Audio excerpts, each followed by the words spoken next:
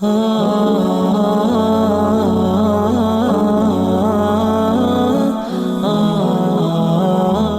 Allah Subhanahu wa taala atas segala nikmat yang dilimpahkan kepada kita, terutama nikmat Islam dan iman. Karena dengan Islam dan iman kita jadi mengenal siapa pencipta langit dan bumi ini dan pencipta diri kita sendiri yang selalu kita sebutkan dengan nama Allah.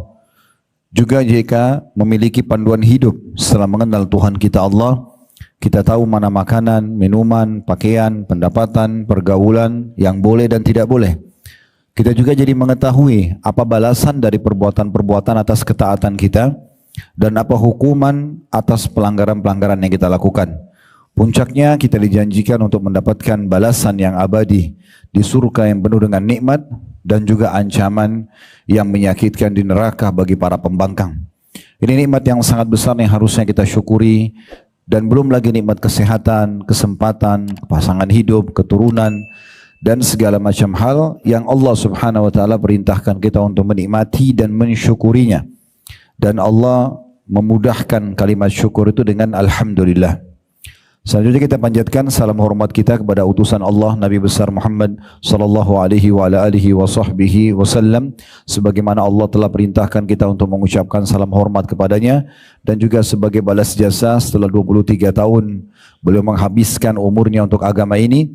13 tahun fase Mekah semuanya dengan hinaan, cacian, puncaknya diusir dari kampung halamannya Mekah, dan kita tahu betapa pedihnya orang yang diusir dari kampung halamannya, serta 10 tahun fase Madinah semuanya penyempurnaan agama, akhirnya sampai kepada kita dan kita jadikan sebagai panduan hidup ini. Di awal pertemuan sebelum kita masuk ke bahasan kita atau lanjutan bedah buku kita berdoa kepada Allah Subhanahu wa taala, semoga saja Allah Subhanahu wa taala menerima seluruh amal soleh yang pernah kita kerjakan, yang sedang kita kerjakan, yang akan kita kerjakan sampai menjelang ajal datang nanti dengan pahala yang sempurna, dan semoga seluruh kesalahan, dosa, kekeliruan, pelanggaran-pelanggaran yang pernah kita lakukan dimaafkan oleh Allah Subhanahu wa taala, juga kekurangan dan aib ditutupi, serta Allah Subhanahu wa taala menjaga kemerdekaan, persatuan dan kesatuan negara kita tercinta ini. Allah berikan petunjuk para pemimpin, siapapun pemimpin kita sekarang atau ke depannya, selalu saja menjalankan tugas amanah dengan baik, dan juga kita masyarakat selalu menjalankan program-program yang positif untuk memakmurkan dan menjaga persatuan dan kesatuan sehingga akhirnya negara kita maju dan menjadi contoh bagi negara-negara yang lain. Dan selalu saja kita doakan saudara kita di Palestina, terutama di Gaza yang tertindas, semoga Allah ikhlaskan niat mereka, terima para syuhada mereka, muliakan Islam di tangan mereka dan tangan kita semua, dan Allah partisipasikan kita bersama mereka di pahala, baik dengan doa, dengan harta, juga dengan jiwa kita. Dan semoga Allah Subhanahu wa taala dengan kemahamurahannya, yang saya yakin dan kita semua yakin Dia sedang mendengar kita karena Dia Maha mendengar, dan melihat kita karena Dia Maha melihat, dan juga mengetahui niat-niat dan isi hati kita karena Dia Maha mengetahui segala sesuatunya, agar menyatukan kita semua di surga firdausnya tanpa hisab, sebagaimana disatukan dalam majlis ilmu yang mulia ini. Amin, Allahumma amin. Baik Bapak Ibu sekalian, seperti biasa sebulan sekali kita akan lanjutkan bedah buku kita Keajaiban Sedekah dan Istighfar, yang ditulis oleh Hasan bin Ahmad bin Hasan Hammam, dan ada di bawah judul buku kita Kanker Ganas Sembuh Lewat Sedekah, Sungguh Ajaib. Nanti akan ada dalam kisah-kisah. Kita sudah menyelesaikan pada pertemuan-pertemuan sebelumnya tentang masalah perkataan para salafus saleh berhubungan dengan sedekah. Sedikit saya ingatkan lagi karena bahasan kita masih fokus ke sedekah. Setengah buku ini, setengahnya lagi kita akan bahas istighfar dan taubat. Sedekah itu Bapak Ibu sekalian, dalam kacamata Islam, dan harusnya setiap kita penganut Islam ini menganggapnya sebagai sebuah ibadah, sarana untuk mendekatkan diri kepada Allah Subhanahu wa taala. Satu, yang kedua sarana untuk mendatangkan rezeki yang lebih banyak lagi. Seperti kalau orang investasi di manusia, seorang manusia misalnya punya, atau seseorang yang kita kenal memiliki perusahaan yang bagus, ya, dia kompeten di bidangnya, dia memiliki kualitas ya, yang sangat baik, juga mungkin pemiliknya terkenal jujur misalnya, kita akan berlomba-lomba untuk berinvestasi dana kita di sana karena kita yakin dengan 10 juta, 100 juta yang kita investasi kita akan dapat feedbacknya dari perusahaan yang maju tersebut. Nah begini sebenarnya harusnya kita memahami bagaimana kalau kita bersedekah, kita sedang investasi tapi langsung kepada pencipta langit dan bumi. Dan Allah subhanahu wa ta'ala menyebutkan dalam surah Al-Baqarah, dan ini sudah kita baca di pertemuan-pertemuan kita yang sebelumnya. Saya mengajak Bapak Ibu selalu mengulangi itu ya. Surah Al-Baqarah surah nomor 2 ayat 261 sampai 274 yang membahas tentang masalah sedekah. Belasan ayat Allah subhanahu wa ta'ala sebutkan di situ, menyebutkan tentang keutamaannya, syarat diterimanya, dan juga balasannya. Jadi sedekah itu Bapak Ibu sekalian adalah bentuk investasi, di mana Anda sedekah hari ini akan datang lebih banyak lagi rezeki dari Allah subhanahu wa ta'ala. Dan juga Nabi SAW bersabda kepada Bilal, wahai Bilal, sedekahkan, keluarkan di jalan Allah, dan jangan pernah kau takut kekurangan setelah itu dari pemilik singgasana yang agung, maksudnya Allah subhanahu wa ta'ala. Juga Nabi SAW bersabda kepada Asma binti Abi Bakar radhiyallahu anhuma, la tuki fayukillahu alaiki. Jangan pernah kau perhitungan kalau mau sedekah, karena Allah juga akan bisa perhitungan denganmu. Jadi sedekah ini adalah bentuk investasi, tapi langsung kepada pemilik pencipta langit dan bumi ini.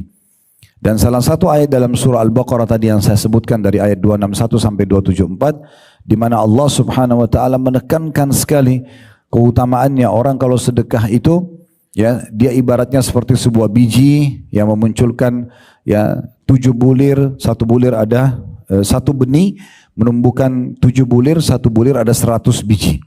Jadi kalau diterjemahkan adalah kalau satu kali kita investasi kepada Allah, balasannya bisa sampai ratusan kali lipat.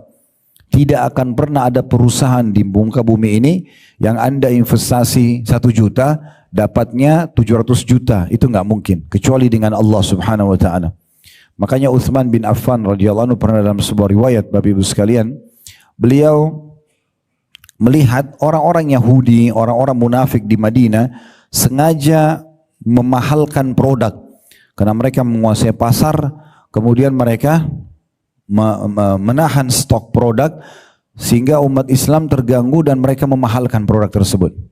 Maka Utsman bin Affan mengambil inisiatif dengan hartanya, mengirim sekian banyak pegawainya ke negeri Syam untuk membeli semua kebutuhan umat Islam. Pas tiba di pintu gerbang kota Madinah, kafilah perdagangan Utsman ditahan oleh orang-orang Yahudi dan orang munafik. Mereka menanyakan kepada orang-orang di situ, siapa pemilik kafilah ini? Mereka bilang Utsman bin Affan. Maka mereka minta agar Utsman datang karena mereka mau negosiasi. Mereka mau negosiasi. Mereka mau beli semua produk itu karena menguasai pasar. Maka Utsman pun datang radhiyallahu anhu. Lalu kemudian mereka mulai negosiasi. Hai Utsman, kau ingin jual berapa produkmu ini? Utsman mengatakan, berapa kalian mau beli? Ada di antara mereka mengatakan, saya akan lipat gandakan produk ini, setiap produk ini. Ada banyak sekali unta, puluhan bahkan ratusan unta, saya akan lipat gandakan semua produknya 1 kali lipat, maksudnya 2 harga. Kalau 1 dirham dibeli jadi 2 dirham, jadi sudah pasti ada keuntungan double 100%. Ya. Maka kata Utsman bin Affan, saya ingin lebih. Ada yang mengatakan saya akan kasih 2 kali lipat. Utsman bilang saya ingin lebih. Sampai terakhir ada satu orang Yahudi menawar 5 kali lipat. Utsman mengatakan saya ingin lebih. Orang itu mengatakan siapa lagi yang akan beli lebih daripada kami? Setiap produk dinaikkan 5 kali lipat harganya. Maka kata Utsman, kalian mau tahu siapa yang membeli dari aku lebih daripada itu?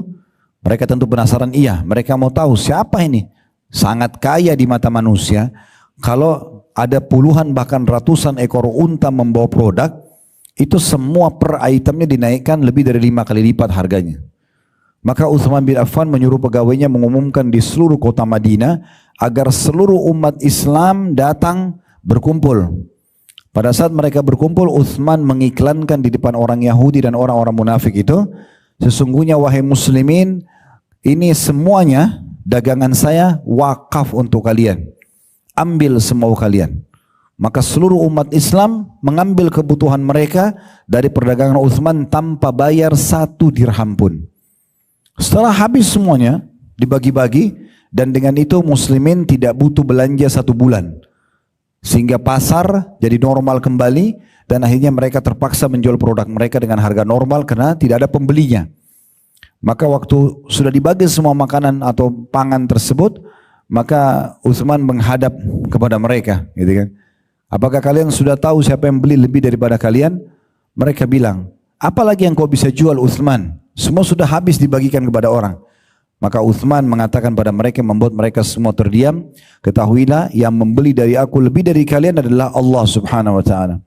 Allah menjanjikan akan membalas sampai bahkan 700 kali lipat dari apapun yang diinvestasikan.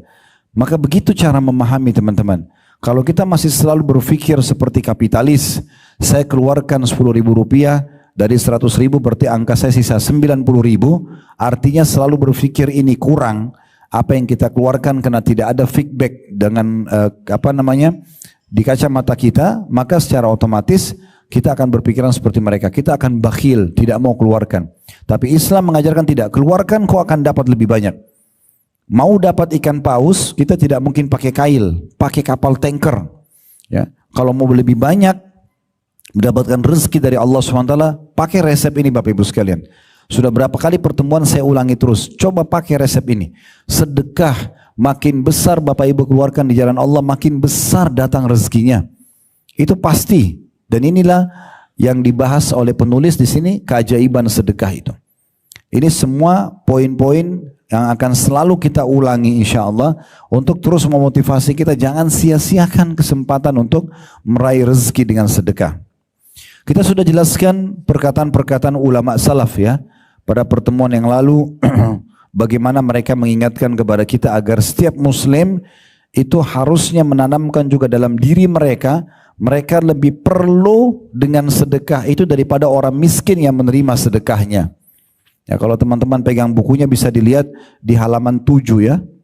Di halaman 7 ada perkataan Al-Laits bin Sa'ad rahimahullah, seorang ulama tabi'in, di halaman 7 beliau mengatakan barang siapa yang telah mengambil dariku suatu sedekah atau hadiah, kalau ada orang miskin atau orang yang terima hadiah yang aku kasih atau sedekah aku kasih, maka hak dirinya atas diriku adalah lebih besar daripada hak diriku atas dirinya. Karena dia telah menerima apa yang telah aku korbankan kepada Allah Subhanahu wa taala. Jadi Al-Laits bin Sa'ad Bapak Ibu sekalian mengajarkan kepada kita, kalau Anda bersedekah, jangan pernah berpikir orang yang terima sedekah itu lebih perlu, Anda lebih perlu. Karena dengan kita kasih dia 100.000 rupiah, dia terima nilainya. Dia pakai beli makanan, dia bayar utangnya, atau dia pakai untuk transportasinya, habis. Tapi Anda yang sedang sedekah itu akan mendapatkan nilai 100.000 itu di timbangan amal kita hari kiamat. Dan tidak bisa diletakkan ke timbangan amal kecuali kita sedekahkan. Oleh karena itu kita harus menanamkan secara spiritual atau keimanan kita lebih butuh dengan sedekah itu daripada orang yang menerimanya. Kenapa masih ada orang yang suka memincingkan mata, menganggap remeh orang yang minta bantuan atau mau utang? Padahal sebenarnya itu peluang bagi dia untuk membawa amal sedekahnya ini ke timbangan amal. Itu perkataan Al-Laits. Ini sudah kita pelajari yang lalu, cuma saya ingatkan kembali. Di bawahnya lagi, di halaman 7 juga ada perkataan Al-Fudail bin Iyad rahimahullah. Beliau mengatakan, pada saat beliau sudah bagi-bagi sedekahnya, dia udah kasih nih, orang semua sudah pergi. Maka dia mengatakan, mereka sambil nunduk orang-orang yang menerima sedekah dia, membawa perbekalan-perbekalan kita menuju akhirat tanpa upah sedikit pun. Hingga mereka meletakkannya di atas timbangan di hadapan Allah pada hari kiamat nanti. Jadi begitu mereka memahaminya. Jadi sedekah yang dia kasih keluar dibawa oleh orang tersebut, yang memberi ini senyum. Fudail bin Iyad sambil mengatakan, lihat orang-orang itu, mereka membawa perbekalan-perbekalan kita nanti di timbangan amal hari kiamat tanpa diupah sedikit pun. Kenapa dia bilang tanpa diupah? Karena kita keluarkan 100.000, dia memang pakai makan nilai 100.000, tapi angka ini tidak hilang di timbangan amal, nanti akan kita terima dan harus melalui mereka. Maka dia mengatakan, lihat orang-orang ini membawa perbekalan-perbekalan kita menuju ke akhirat tanpa upah sedikit pun. Kecuali kalau kita misalnya kesedekahin 100.000, kemudian habis dipakai sama orang tersebut, lalu Allah bilang, dari sedekah itu kalian akan dapat setengahnya. Artinya ada pahalanya 50.000. Berarti kan ada upah buat orang miskin itu ya. Tapi ini enggak. 100.000 kita sedekain, 100.000 dikasih angkanya di timbangan amal, dilipat gandakan sampai 700 kali lipat. Berarti kan seperti mereka tidak terima upah sebenarnya. Bisa ditangkap pesannya ya. Karena selama ini persepsi kita, Bapak Ibu sekalian, sedekah itu berarti dia yang butuh, ya. Terus kita anggap remeh orang, kita buka cemberut sama dia karena kita anggap dia yang butuh. Padahal sebenarnya kita yang butuh dengan sedekah itu. Cari, kejar kantong-kantong sedekah itu dan keluarkan kepada mereka. Karena kita yang butuh untuk nilainya. Melalui mereka lah kita akan dapat nanti di timbangan amal kita pada hari kiamat. Kemudian juga saya ingatkan kembali setelahnya ada perkataan Ali radhiyallahu anhu. Ini Bapak Ibu harus perhatikan, kalau Allah sudah amanahkan Bapak Ibu jabatan, pekerjaan, bisnis dan sudah ada income-nya, Ali mengingatkan radhiyallahu anhum, barang siapa yang telah diberikan suatu harta oleh Allah, maka hendaklah ia menyambung kekerabatan dengannya. Ingat kerabat-kerabat dekat, dimulai dari orang tua, paman, tante, ponakan, sepupu, berbagi dengan mereka. Bantu yang susah di antara mereka, jenguk kalau sakit, ya. Silaturahim keluarga, jangan makin tinggi jabatannya, makin jauh dari kerabatnya. Itu nggak boleh. Justru dia harus lebih melanjut hubungan silaturahim. Kemudian dikatakan oleh beliau, dan juga memperindah jamuan untuk tamunya. Kalau selama ini kita hanya hidangkan tamu misalnya satu toples, satu jenis kue, sama teh hangat misalnya, rutin karena itu kemampuan kita. Sekarang Allah naikkan jabatan, naikkan gaji, dapat bonus. Perindah itu sebagai tanda syukur. Lebihkan. Kita beli nasi bungkus, kita beli pakaian, apa saja, sedekahkan. Tingkatkan kualitas pelayanan buat tamu. Kemudian beliau mengatakan menolong sesama yang membutuhkan. Jangan sampai justru Allah bukain pintu rezeki, begitu ada orang minta-minta nggak mau dikasih. Justru kita kasih di saat itu. Kemudian membebaskan tawanan. Kalau ada muslim yang ditawan, kita bebasin dengan menebusnya. Ibnu Zabil, orang terputus jalan. Saya kasih contoh tuh hari kalau ada orang dari Surabaya ke Jakarta, di terminal dirampok misalnya. Kemudian dia mau pulang ke Surabaya, nggak ada biaya transportnya, kita kasih ke dia. Itu namanya Ibnu Zabil. Orang-orang fakir miskin, para mujahidin, ya kayak sekarang teman-teman kita di Palestina, ya. Dan kita perlu bangga menjadi masyarakat Indonesia karena kita termasuk orang yang pertama, bahkan yang paling loyal dengan teman-teman kita di sana yang sedang tertindas, ya. Semoga Allah berikan mereka kemerdekaan. Dan dia juga sabar. Nah, ini penting juga. Dengan adanya harta Bapak Ibu sekalian, kita harus bersabar karena akan ada ujian harta itu. Dia sabar atas musibah yang menimpa hartanya. Kayak orang utang nggak bayar, ya. Kita investasi rugi, itu pasti datang. Ya, itu ujian terhadap harta tersebut. Karena dengan perkara-perkara ini semua, dia akan memperoleh kemuliaan dunia dan juga akhirat. Kemudian yang terakhir, ya ini yang saya cuma ingatkan ini ya, ingatkan kembali supaya, karena ini inti bahasan sebenarnya. Kalau kita dari awal-awal bahasan buku ini sudah bisa faham, kedepannya nanti setiap bahasan itu akan connect, akan nyambung ya. Abu Hatim berkata, di halaman 7 bagian bawah paling bawah, paragraf paling bawah, nyambung ke halaman 8. Abu Hatim berkata, bakhil itu pelit, perhitungan tidak mau bersedekah, ya adalah sebuah pohon di neraka, sedangkan ranting-rantingnya ada di dunia. Maka barang siapa yang bergelantungan pada salah satu dari ranting-ranting itu, niscaya ia akan menjerumuskannya ke dalam neraka. Sebagaimana kedermawanan adalah sebuah pohon di surga, suka memberi, berbagi, loyal dan royal, ya. Itu adalah pohon di surga dan ranting-rantingnya di dunia. Barang siapa yang bergelantungan pada satu dari ranting-rantingnya, maka ia akan membawanya ke surga. Ingatlah, surga itu adalah tempat orang-orang yang dermawan. Kemudian juga sudah kita jelaskan teman-teman sekalian, di halaman 9 setelah itu ada pahala sedekah dan buahnya. Ya, ini manifestasi daripada sedekah. Yang pertama, ini sudah kita bahas yang lalu juga, sedekah adalah pensucian dan pembersihan. Saya sudah jelaskan waktu itu ada bedanya antara sedekah dan zakat, ya. Zakat itu ada syaratnya 2, haul dan nisab. Haul itu adalah masa harta kita tersimpan 1 tahun, Bapak Ibu sekalian. 1 tahun. Misalnya Ramadan ke Ramadan, ya.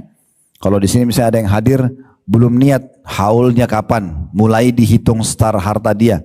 tabungan dan investasinya. Dia bisa niat Ramadan tahun lalu misalnya. Kemudian nanti Ramadan ini 1 tahun ya, itu namanya haul. Nah kalau tiba nanti masa haul, itu harta dia atau simpanan dia mencapai 85 gram emas.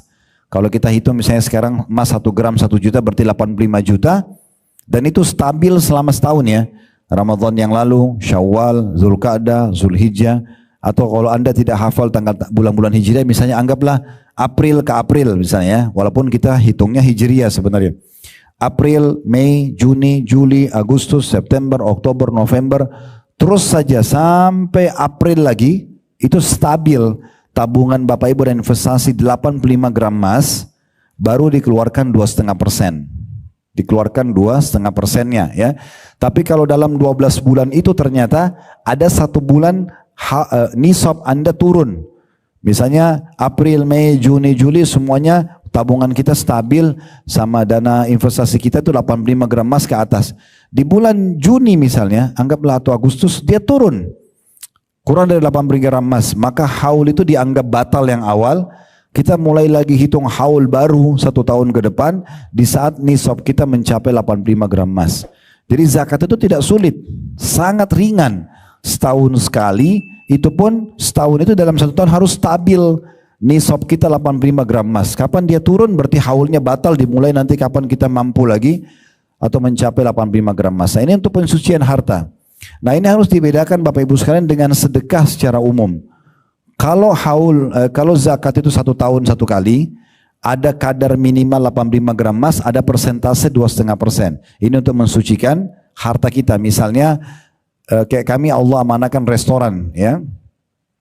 Saya tidak mungkin dan teman-teman kami yang membantu di restoran mengatakan pada setiap konsumen, uang Anda halal nggak sih? Tuh dari mana pendapatan? Kan tidak mungkin, orang bolang-lalang makan di situ ya. Bagaimana caranya kalau seandainya ada yang makan ternyata uang curian, ternyata uang riba, ternyata uang manipulasi, kita nggak tahu. Maka zakat mensucikan pendapatan itu. Kalau sedekah, ini sedekah dilakukan setiap hari. Kalau bisa dalam 1 hari beberapa kali bagus. Dari pagi sampai pagi lagi. Ya. Setiap ada kesempatan bersedekah. Dan sedekah ini lebih umum. Dia boleh jenis apa saja. Mungkin makanan, mungkin pakaian, mungkin sepatu, mungkin tas, mungkin kendaraan dan segala macam. Ya. Dan tidak ada masa 1 tahun, tidak ada kadar minimal 85 gram emas, tidak ada juga persentase 2,5%. Jadi di bab sedekah ini lebih luas dan dianjurkan setiap hari. Siapapun yang sedekah berarti sama dia investasi pada hari itu. Kata Nabi SAW, tiap hari Allah turunkan 2 malaikat.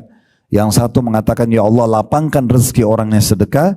Yang satu mengatakan, binasakan orang yang bakhil. Kata Ibnu Hajar rahimahullah, yang dimaksud dengan dibinasakan adalah dibinasakan hartanya dan jiwanya. Jadi kita dianjurkan sedekah setiap hari. Nah ini Bapak Ibu sekalian, yang dimaksud dengan poin pertama, sedekah adalah pensucian dan pembersihan. Jadi setiap Bapak Ibu keluarkan zakat ataupun sedekah, itu bisa membersihkan pendapatan-pendapatan kita yang mungkin kita tidak ketahui dari mana sumbernya. Bukan disengaja ya. Nggak boleh Bapak Ibu misalnya curi uang, maaf, atau kita manipulasi data, atau kita korupsi, kemudian Bapak Ibu bilang untuk sucikan saya zakatkan. Ini nggak bisa. Allah tidak akan terima. Iya, kan ada orang begitu ya, mungkin dia korupsi, lalu untuk membuat itu halal menurut dia, dia umrohkan ayah dan ibunya misalnya. Nah itu tidak bisa, nggak diterima sama Allah. Karena kata Nabi SAW, Inna Allah tayyibun la yakbalu illa tayyiba. Allah itu suci dan bersih, tidak terima kecuali yang suci dan bersih pula. Ya, jadi nggak bisa kalau kita sedekah, sedekah dari harta-harta yang halal, nggak boleh dari yang haram. Baik, kita akan masuk sekarang yang kedua Bapak Ibu sekalian ya, dari bentuk manifestasi dalam sedekah ini. Dikatakan oleh penulis, sedekah adalah bentuk ketundukan kepada perintah Allah dan Rasulnya. Nah ini tadi yang saya sempat singgung, saya bilang sedekah itu harus kita jadikan niatnya ya untuk ibadah, ya, untuk ibadah. Ya ini yang penting untuk digarisbawahi ya. Dan memang Bapak Ibu sekalian, sebelum saya bacakan dalil-dalilnya, kita harus faham poin penting. Bapak Ibu harusnya merenung sejenak, beberapa detik saja. Kira-kira kenapa saya ada di muka bumi ini? Kenapa saya lahir? Ini semuanya sudah ada. Begitu kita lahir, ini ibu kamu, ini ayah kamu. Kita nggak bisa milih. Saya nggak mau ibu ini, saya nggak mau ayah ini, nggak bisa. Ini ibu, ini ayah. Sang ibu pun langsung merasa ini adalah anak saya. Ada sistem yang mengatur begitu ya. Sang ayah juga mengatakan ini anak saya. Lalu status nasab ditaruh kepada dia. Dan seterusnya. Ini semua ada sistem. Berarti kan ada yang mengaturnya ya. Kemudian anggota tubuh kita. Mata melihat, telinga mendengar, hidung menghirup misalnya. Ya, kemudian bibir dan lidah mengecap dan mengucap misalnya. Kemudian tangan menjamah, kaki melangkah. Semua ini kan tidak bisa dialihfungsikan ya. Siapa di antara kita yang bisa misalnya jalan dengan kepalanya? Nggak mungkin. Dia harus fungsikan kakinya. Jalan dengan tangan aja nggak stabil gitu kan. Begitu juga dengan tidak mungkin dia makan dengan matanya, tidak mungkin dia melihat dengan kupingnya. Jadi ada satu sistem yang kita mau nggak mau memang sudah mengatur kita ke situ. Ya, kemudian proses fasenya sama sebagaimana semua manusia tahu. Bayi dulu jadi tidak bisa apa-apa sampai mulai bisa ngomong, mulai bisa jalan, merangkak dan seterusnya sampai akhirnya mulai tumbuh dewasa, mulailah dia punya program dan hampir sama. Ingin punya pasangan hidup, ingin punya pekerjaan, ingin punya jabatan, lama-lama tua, pensiun, mati. Satu paket. Tidak ada orang yang punya sistem lain. Berarti kan ada yang mengatur. Pergantian siang malam, pergantian musim, kemudian rasa lapar.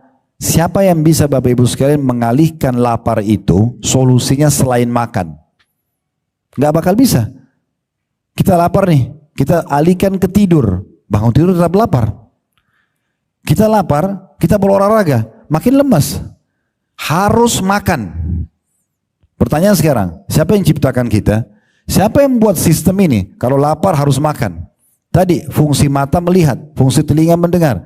Kita lahir, ini ibu, ini ayahmu. Kita melalui fase dari bayi, anak-anak, remaja, tua, mati. Ini dari mana semuanya nih?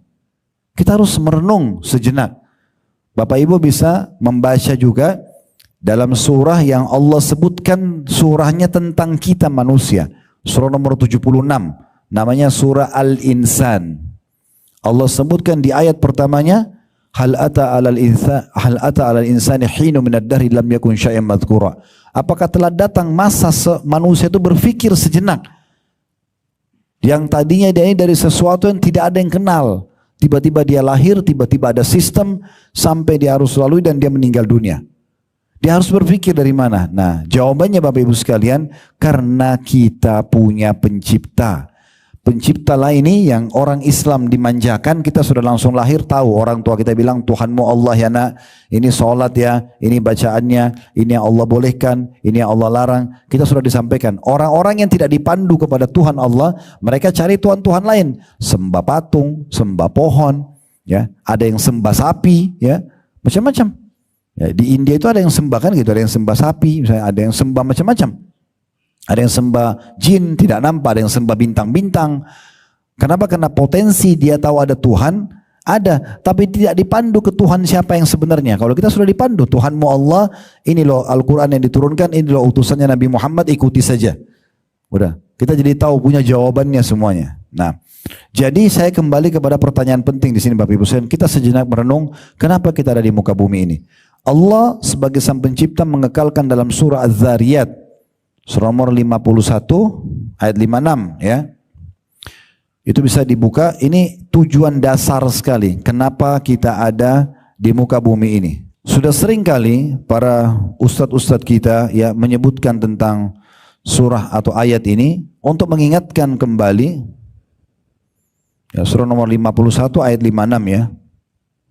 Allah Subhanahu wa taala mengatakan, "Wa ma khalaqtul jinna wal insa illa liya'budun." Ketahuilah aku tidak menciptakan jin dan manusia. Kita semuanya ada di muka bumi ini lahir dan melalui proses yang harus kita lalui tadi sudah saya berikan gambaran. Memang ya melainkan supaya mereka mengabdi kepadaku. Jadi memang tujuan kita di sini Bapak Ibu sekalian di muka bumi ini, kalau dari ayat ini kita faham memang kita untuk sholat, memang untuk baca Quran, memang untuk zikir, memang untuk bakti sama orang tua, memang untuk bermanfaat ya. Memang begitu tujuannya. Tidak ada tujuan lain. Jadi kalau pelengkap ini perangkat-perangkatnya ada kayak tidur, makan, itu perangkat saja. untuk memudahkan kita melalui kehidupan dan menjalankan tujuan utama kita diciptakan. Nah, itu yang harus kita fahami Bapak Ibu sekalian. Jadi memang untuk itu kita diciptakan. Dan Allah Subhanahu wa taala memastikan di ayat 57 setelah itu, ma uridu minhum min rizqin wa ma uridu ay yut'imun. Kata Allah, aku tidak menghendaki rezeki sedikit pun dari mereka, dari manusia dan jin, dan aku tidak menghendaki supaya mereka memberiku makan. Allah tidak suruh kita bekerja cocok tanam atau bekerja lalu memberikan makan kepada Allah, tidak. Allah tidak butuh, Allah Maha Kaya. Lalu Allah menutupnya di ayat 58 mengatakan innallahu warrazzaqu dzul quwwatil matin. Sesungguhnya Allah itu dialah Maha pemberi rezeki yang mempunyai kekuatan lagi sangat kokoh, Nah, di sini kita hubungkan antara tujuan kita diciptakan adalah mengabdi kepada Allah. Penulis menuliskan poin nomor 2 daripada sedekah dan manifestasinya adalah sedekah adalah bentuk ketundukan kepada perintah Allah dan Rasulnya. Jadi kenapa kita bersedekah? Karena diperintahkan oleh Allah Subhanahu wa taala. Allah berfirman di sini diangkat surah pertama dari pertama surah Al-Anfal ayat 24 yang berbunyi, ya ayyuhalladzina amanu istajibu lillahi walir rasuli idza da'akum lima yuhyikum wa'lamu anna Allah yahulu bainal mar'i wa qalbi wa annahu ilaihi tuhsyarun. Hai orang-orang beriman, penuhilah seruan Allah dan seruan Rasul apabila Rasul menyuruhmu kepada sesuatu yang memberi kehidupan kepadamu. Maksudnya perintah agama ini semuanya baik buat kehidupan kalian. Jujur, amanah, tanggung jawab, bakti sama orang tua, jenguk orang sakit, bersedekah, semua itu baik. Ya. Dan yang dilarang bohong, menipu, membunuh, memukul, menggunjing, memfitnah, tidak baik. Berarti orang kalau ngikutin perintah Allah sebagai pencipta jadi orang baik pasti. Ya. Makanya dikatakan sini sesuatu yang memberi kehidupan untukmu, maksudnya membuatmu bahagia, ada panduan hidup. Ketahuilah bahwa Allah membatasi antara manusia dan hatinya dan kepadanya lah kamu akan dikumpulkan. Ya, maksudnya Allah Subhanahu wa taala menciptakan semua itu dan mengatur sistem yang ada. Kemudian dalam surah Asy-Syura ayat 47 Allah SWT juga berfirman, istajibu li rabbikum min qabli an ya'ti yawman la maradda lahu min Allah ma lakum min malja'in yawma idzin wa ma lakum min nakir. Patuhilah seruan Tuhanmu sebelum datang dari Allah suatu hari yang tidak dapat ditolak kedatangannya. Sekarang mumpung Allah peringatkan, solatlah dengan dengarkan azan, sedekahlah dengan hadiri pengajian begini misalnya. Ya, kita kumandangkan tentang zakat, puasa Ramadan diiklankan oleh pemerintah kita, semua ramai-ramai puasa, tentang haji, ada jemaah haji yang berangkat dan seterusnya. Jawab itu semua, patuhi seruan Tuhan sebelum datang suatu hari, maksudnya hari kiamat yang tidak bisa ditolak kedatangannya. Pasti akan dibangkitkan kembali dan Allah akan minta pertanggungjawaban atas perbuatan kita. Kalau baik, kita akan dapat balasannya. Kalau buruk, kita akan dapat hukumannya. Wa may ya'mal mithqala dzarratin khairan yara. Siapa yang buat seperti biji sawi dari kebaikan, dia akan lihat dan terima balasannya. Wa may ya'mal mithqala dzarratin syarran yara. Dan siapa yang berbuat seperti biji sawi dari keburukan, dia akan diperlihatkan dan akan dapat hukumannya. Lalu kata Allah, pada hari itu kamu tidak memperoleh tempat berlindung dan juga tidak pula dapat mengingkari dosa-dosamu. Hati-hati dari datangnya hari kiamat yang nanti kita menyesal. Penulis mengatakan, maka di antara sifat orang-orang yang beriman dan bertakwa adalah bersegera dalam memenuhi perintah Allah Azza wa Jalla. Sedang sedekah adalah di antara perkara yang diperintahkan oleh Allah, dituntun dan dianjurkan olehnya. Sebagai dalil, karena Allah tadi perintahkan tujuan kita diciptakan untuk mengabdi kepadanya, salah satu bentuk pengabdian tersebut adalah bersedekah. Di antaranya Allah Subhanahu wa taala sebutkan tentang perintah sedekah dalam surah Ibrahim ayat 31. Ini di halaman 11 ya. Qul li'ibadiyalladina amanu yuqimus salata wa yunfiqu mimma razaqnahum sirran wa alaniyatan min qabli an ya'ta yawmun la bay'un fi wala khilal. Katakan hai Muhammad kepada hamba-hambaku yang telah beriman, hendaklah mereka mendirikan salat dan menafkahkan, bersedekah, mengeluarkan sebagian rezeki yang kami berikan kepada mereka secara sembunyi-sembunyi atau terang-terangan. Kalau tidak ada yang tahu, rahasiakan saja. Tapi kalau di depan umum tetap kita bersedekah. Tinggal kontrol hati kita supaya jangan sampai kita riya. Sebelum datang hari kiamat, yang pada hari itu tidak ada lagi jual beli dan tidak ada lagi persahabatan. Nanti di hari kiamat kita tidak ada yang bawa uang. Karena semua orang yang meninggal dikubur dengan kain kafan saja. Hartanya sebanyak apapun akan jadi warisan. Ya, sebagus apapun pakaian dia juga akan dibagi. Bahkan akan lapuk kalau dibiarkan, misalnya jabatan dia akan dijabati oleh orang lain. Tidak ada dibawa apa-apa. Maka kata Allah, segera bersedekah, segera dirikan sholat, ya, segera jalankan kepatuhan, karena nanti datang hari tidak ada lagi transaksi di saat itu. Gak bisa negosiasi. Gak bisa lagi kita bilang tolong ambil seluruh harta saya supaya dicatat sebagai amal soleh. Udah gak ada hartanya di hari kiamat. Tidak ada dolar, tidak ada real, tidak ada euro, tidak ada rupiah. Ya. Juga dalam firman Allah Subhanahu Wa Taala dalam surah Al-Baqarah ayat 254 yang berbunyi, Ya ayyuhalladzina amanu anfiqu mimma razaqnakum min qabli an ya'tiya yaumun la bay'un fi wala khullatun wala syafa'ah wal kafiruna humuz zalimun. Hai orang-orang beriman, belanjahkan, sedekahkan sebagian dari rezeki yang telah kami berikan kepadamu. Bukan semuanya, sebagian keluarkan, ya. Sebelum datang hari yang pada hari itu tidak dapat atau tidak ada lagi jual beli dan tidak ada lagi syafaat atau pertolongan, dan orang-orang kafir itulah adalah orang-orang yang zalim, maksudnya menzalimi dirinya sendiri. Kemudian dikuatkan dengan Al-Munafiqun ayat 10. Ayat ini ayat yang paling kuat Bapak Ibu sekalian dalam mendorong dan memotivasi kita untuk selalu bersedekah. Bahkan jangan sibuk menumpuk-numpuk harta. Yang harta itu kalau kita tumpukin sebenarnya berarti kita sedang tumpukin untuk ahli waris saja. Kita sendiri tidak membuatkan, tidak mengeluarkan buat diri kita. Ya. Makanya Nabi Muhammad SAW mengatakan dalam sebuah hadis yang sahih, siapa di antara kalian yang ingin, yang dia lebih suka dia kelola hartanya, ya, daripada dikelola oleh ahli warisnya, maka kata para sahabat, tentu ya Rasulullah, kami lebih suka mengelola harta kami sendiri. Maksudnya kami yang tentukan, kami keluarkan ke siapa, berikan ke siapa, beli apa, ya. Misal contoh, maka kata Nabi SAW, ketahuilah yang kalian sedekahkan di masa hidup kalian, berarti kalian yang mengelola harta itu, karena hal itu akan dibawa di timbangan amal. Dan yang kalian tinggal tabungkan, ditabung, sibuk dengan tabungan membengkak, itu yang kalian tinggalkan untuk dikelola oleh ahli waris kalian. Iya, kalau ahli waris bangunkan masjid buat kita. Kalau tidak, ada satu pengusaha dari Yaman, saya berbagi sedikit cerita dulu. Pengusaha ini Bapak Ibu sekalian kaya raya, ya. Banyak melimpah hartanya, tapi subhanallah dia belum tersentuh dari sisi memperbanyak sedekahnya. Kapan dia tersentuh Bapak Ibu sekalian? Allah sentuh hatinya satu waktu dia pulang dari perusahaan dia. Kemudian dia menuju ke rumah. Kebetulan ada perkebunan anggur, dari kantor dia menuju ke rumah dilewatin, dan para petani baru panen anggurnya. Dan mereka melelang atau menjual di depan kebun anggur itu. Di pinggir jalan cukup banyak penjual anggur. Maka pengusahanya lewat, dia lihat anggur ini random sekali. Kelihatan segar, baru dipetik. Dia mampir, dia beli. Satu tangkai besar cukup banyak. Dibawa pulang ke rumah. Begitu tiba di rumah, dia bilang sama istri anaknya, ini anggur nanti kita makan sama-sama. Udah azan, dia pergi ke masjid. Waktu dia pulang, anggurnya habis. Nggak ada satu butir anggur pun yang ditinggalkan oleh istri dan anaknya. Dia sempat tanya, ada satu, di mana anggur tadi? Dia bilang sudah habis kami makan. Di saat itu Allah sentuh hati dia.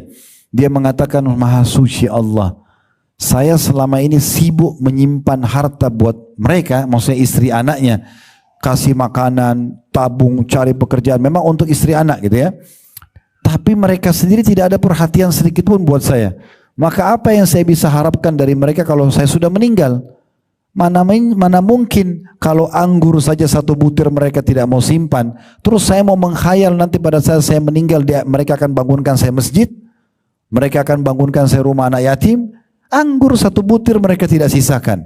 Maka semenjak itu dia mengambil satu keputusan, mayoritas keuntungan perusahaannya semua untuk sedekah. Sekarang dia punya puluhan masjid, dia punya banyak puluhan sekolah. Semuanya digratisin demi untuk amal dia sendiri.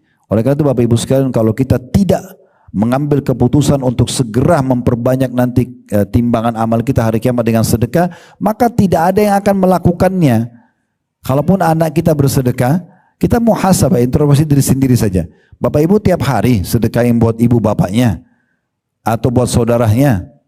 Paling seminggu sekali, iya sebulan sekali. Nah begitu juga kita nanti kalau meninggal. Akan sama. Makanya semumpung kita hidup, kita yang sedekah. Karena kita bebas mau menentukan berapapun jumlahnya. Jangan selalu perhitungan dengan Allah ya. Saya sudah kasih contoh pada pertemuan yang lalu Bapak Ibu sekalian. Misalnya kita lewat dekat rumah, dari rumah ke kantor, arah satu masjid letakkan kotak amal. Sering temukan kan ya? Ya. Ini Bapak Ibu kalau cari di Masjid Haram Mekah, Masjid Nabawi nggak akan temukan. Karena pemerintah Saudi memang tidak mengizinkan dan mereka mengambil alih semua pembiayaan dan pahala untuk dua masjid itu. Jadi kita tidak mungkin bisa dapat di sini. Tapi Indonesia alhamdulillah terbuka. Kita bisa untuk bersedekah. Jadi jangan sampai setan godain kita. Tadi waktu pergi kantor kita sudah kasih 10.000 rupiah. Pas pulang kotak amal masih ada. Setan akan bilang, kan tadi sudah sedekah. Ya udah nggak usah dikeluarin. Keliru, sedekah lagi. Karena sedekah itu investasi. Makin banyak maka makin besar kita akan dapat feedbacknya dari Allah dan makin melimpah pahalanya. Berarti masjid masih butuh. Besok keluar ada lagi, kasih lagi. Setiap saat kasih. Dianjurkan untuk bersedekah pagi sampai menjelang malam, malam sampai menjelang pagi. Jadi tidak ada batas waktu dari sedekah. Dan alhamdulillah kita sekarang dengan handphone kita, dengan teknologi yang ada sekarang, kita bisa bersedekah ke seluruh dunia. Bapak Ibu bulan Ramadan mau buka puasain orang di Amerika, bisa dari Indonesia. Mau buka puasain orang di Palestina, mau buka puasain orang di mana-mana. Kalau kita bisa melihat ada restoran yang terkenal di sana, atau kita bisa kontak satu muslim di sana, atau yayasan sosial, saya ingin sedekah, tinggal transfer uang, mereka realisasikan di sana. Sangat mudah. Zaman dulu nggak bisa, lingkup sedekah orang hanya di kota dia, atau sekitar dia, karena terlalu jauh dia kalau mau pergi. Tapi sekarang dengan transfer luar biasa, terlalu banyak peluang-peluang untuk bersedekah, jangan luput. Perhatikan ini ya, ini yang kita mau baca sekarang di halaman 12 Al-Munafikun, surah Al-Munafikun ayat 10. Ini penyesalan yang Allah sudah gambarkan dan akan menimpa semua orang yang tidak mau sedekah. Akan sama penyesalannya.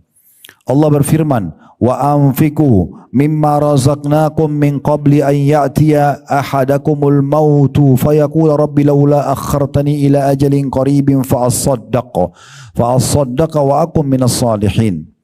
Dan belanjakan sebagian dari apa yang kami berikan kepadamu sebelum datang kematian kepada salah seorang di antara kamu. Sebelum kamu mati lihat malaikat maut, lalu di saat mau mati itu baru kalian berkata. Ya, perhatikan ya, di sini Allah tidak sebutkan dia menyesali amal-amal yang lain, tapi yang ada di ayat ini disebutkan penyesalannya. Dia mengatakan, ya Robku, wahai penciptaku, mengapa engkau tidak menangguhkan kematian itu sampai waktu yang dekat? Tolong kasih aku berapa menit saja. Untuk apa? Untuk makan-makan favorit lagi, kumpul sama keluarga, kembali kerja? Enggak. Agar ya atau yang menyebabkan aku dapat bersedekah. Dan aku termasuk orang-orang yang saleh. Jadi orang kita, Bapak Ibu sekalian, yang rekeningnya lagi banyak uang, dia banyak investasi. Ini kalau meninggal, kalau dia tidak sedekah, dia berharap Allah suruh malaikat maut lambatkan berapa menit, hanya untuk mau transfer semua dana itu ke yayasan sosial, ke anak yatim, ke masjid, baru dia meninggal. Tapi udah nggak bisa. Di saat malaikat maut datang, udah habis peluang itu. Dan berarti harta itu sudah menjadi harta ahli waris, bukan lagi kita. Karena ahli waris belum tentu bersedekah buat kita. Kalau sedekah pun tidak banyak. Oleh karena itu perbanyak timbangan amal kita semasa kita hidup. Semasa kita hidup. Dan saya juga sudah berbagi Bapak Ibu sekalian, latih anak-anak kita menabung di akhirat, bukan menabung di dunia. Ya, saya sarankan saja, jangan belikan celengan buat anak-anak. Karena celengan buat anak melatih mereka bakhil, pelit. Bapak Ibu kalau punya 2 orang anak, Bapak Ibu belikan celengan 1 orang 1, lalu kasih 10.000 satu anak, pastikan berapa menit setelah itu kalau si kakak pegang celengan adik, adiknya akan marah, adik pegang celengan kakak akan marah. Bahkan kadang-kadang kita orang tuanya pegang celengan anak itu akan marah. Mulai lahir sifat bakhilnya. Yang benar gimana? Kasih uang. Kalau ini uang jajan di sekolah, nah ingat ya, kalau lagi istirahat nanti belanja apa-apa di kantin, belikan teman kamu ya, sedekah. Ada kotak amal di musola, kasih. Ada bantuan apapun di sekolah untuk teman yang sedang sakit, kasih. Latih mereka bersedekah. Sedekah itu pangkal kaya dalam Islam. Ya, yang bilang tabungan itu pangkal kaya itu adalah orang-orang non-muslim, ya. Itu orang-orang yang beda pikirannya sama kita. Mereka nggak mungkin berpikir seperti kita karena kita ini pasti tidak masuk di nalar manusia, keluarin kok bisa jadi banyak. Nah, begitu janji Allah SWT, dan itu resep yang luar biasa.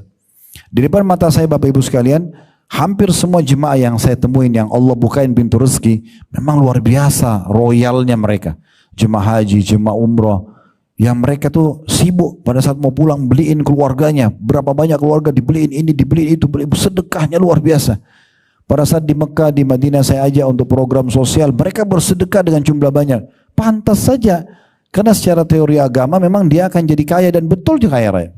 Dan tidak ada orang yang saya lihat perhitungan, kecuali juga Allah perhitungan dengan dia. Maka sebatas itu juga rezeki yang hanya dia dapatkan. Coba resep ini, perbanyak sedekah, tingkatkan angka yang belum pernah Bapak Ibu kesedekahin. Misalnya selama ini kita cuma kasih 10 ribu, 5 ribu, tingkatkan sekarang ke 50 ribu, tingkatkan 100 ribu. Bukan anggap, memang ini adalah sebuah ibadah pendekatan diri kepada Allah SWT. Yang pertama, yang kedua akan nanti kita terima di timbangan amal, dan yang ketiga akan diganti oleh Allah. Dalil tentang penggantian ini Bapak Ibu bisa lihat dalam surah Saba, surah nomor 34 ayat 39. Surah nomor 34 ayat 39. Potongan ayat di situ, wa ma anfaqtum min syai'in fahuwa yukhlifu. Apapun yang kalian infakkan, maka pasti dia akan ganti. Allah akan ganti. Jadi sedekah itu Bapak Ibu sekalian akan sangat besar manfaatnya. Tadi saya sebutkan minimal 3 tadi ya. Kita akan dapat pahalanya, kita akan terima di timbangan amal hari kiamat, dan juga akan digantikan oleh Allah Subhanahu wa taala. Lalu kenapa harus khawatir? Sekarang rasional Bapak Ibu kerja di rumah sakit ini misalnya, kenapa Bapak Ibu bertahan kerja? Karena Bapak Ibu di antara salah satunya tahu, oh saya akan terima gaji akhir bulan. Kenapa Bapak Ibu begitu yakin akan dikasih gaji? Karena kita yakin pimpinan perusahaan pasti jujur, mungkin pemerintahan juga akan awasin dan segala macam. Nah, kenapa kita tidak lakukan sistem yang sama dengan Allah Subhanahu wa taala? Allah pasti akan kasih. Allah tidak akan pungkiri janjinya. Bahkan rezeki itu sangat luar biasa melimpah. Coba Bapak Ibu sekalian. Dan coba saya bilang angka-angka yang belum pernah ya. Saya pernah punya pengalaman pribadi, pulang dari pengajian untuk melatih diri, membiasakan diri, coba lawan sifat pelit dan perhitungan di jalan Allah. Saya pernah pulang dari pengajian dikasih dari satu pengajian 1 amplop cukup tebal. Saya juga tidak tahu angkanya berapa. Saya belum buka gitu. Saya waktu itu naik motor karena dari Jakarta Selatan, Jakarta Timur lebih dekat ya, dari sekitar lewat Kemang menuju ke Condet waktu itu. Pas saya mau lewat jembatan, ada satu ibu duduk di pinggir jalan, ulurkan tangan minta bantuan. Di saat itu saya berkata pada diri saya sendiri, hari ini saya harus bisa membuktikan mana yang saya dahulukan, imankah, keyakinan tentang janji Allah, atau memang bisikan syaitan. Syaitan akan selalu mengatakan untuk apa dibantu, toh dia masih muda, atau bantu saja, buka amplopnya ambil 50 ribunya.